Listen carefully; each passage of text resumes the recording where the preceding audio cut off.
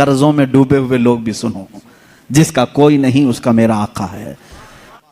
फरमाते हैं रावी कि एक शहर में एक ऐसा आदमी था, मुफलिस था लेकिन कर्जे लेता था लोगों से।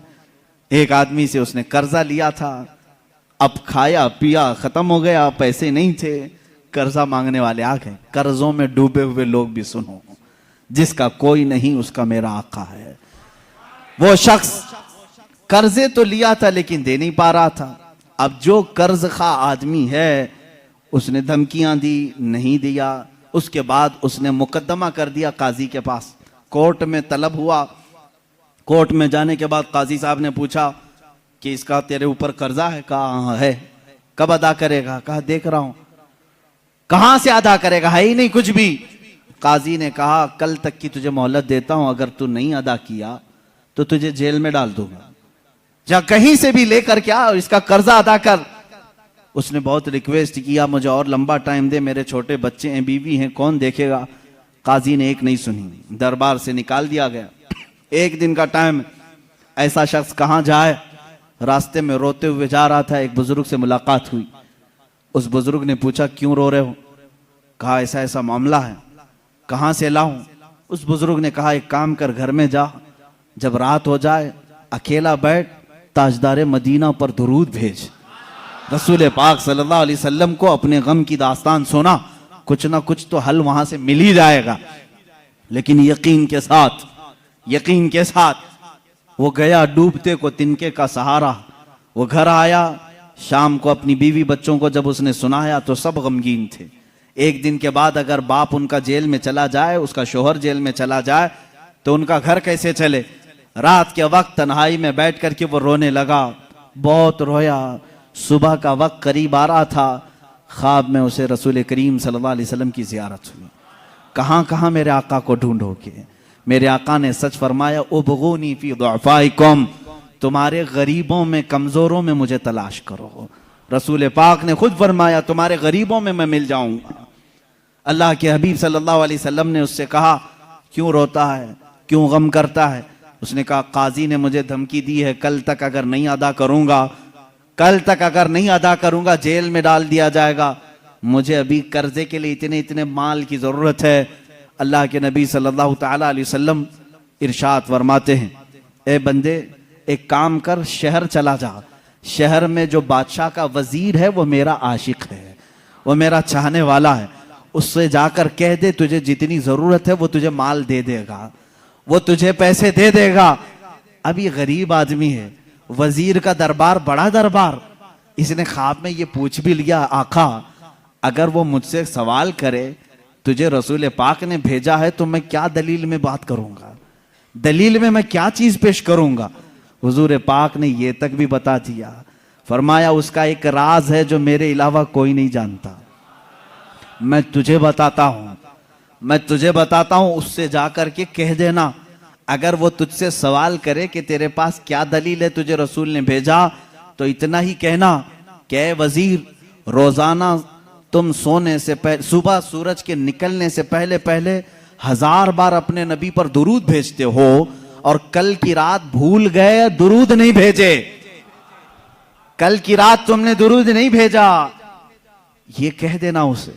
ये बंदा गया सुबह उठ करके उस वजीर के दरबार में, बड़ा आलीशान दरबार था।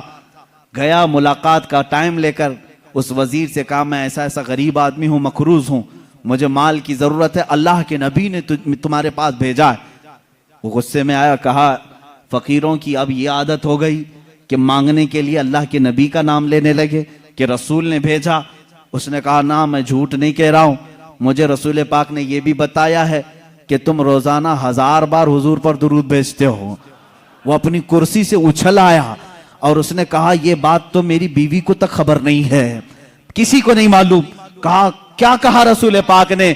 कहा कि कल तुम भूल गए थे, दुरूद नहीं भेजे। उसने कहा हकीकत में मेरे आका ने सच फरमाया, कोई जिंदगी की एक रात आज तक मेरी कज़ा नहीं हुई। कल मेरी जिंदगी में ऐसा दिन आया कि मैं दुरूद नहीं पढ़ सका, बहुत रोया, अपने खजाने के पास ले जाकर उसे खड़ा कर दिया। ए गरीब आदमी, तुझे जितने माल की जरूरत है ले जा, बस मेरा दिल आज से मुतमईन हुआ कि मेरा दुरूद रसूल तक पहुंच रहा है, मेरे आका की नजर में है। मैं मेरे आका को मना लूंगा, मैं मेरे आका से सुलह कर लूंगा, लेकिन तू तो मेरे लिए खुशखबरी का कासिद बनकर आया है, तू मेरे लिए खुशी का पैगाम लेकर आया है, तुझे जो चाहे ले जा। इस गरीब ने कहा ना, मुझे जितनी जरूरत है उतना लेता हूं। उतना ही माल लिया, दौड़ा दौड़ा खुशी से आया।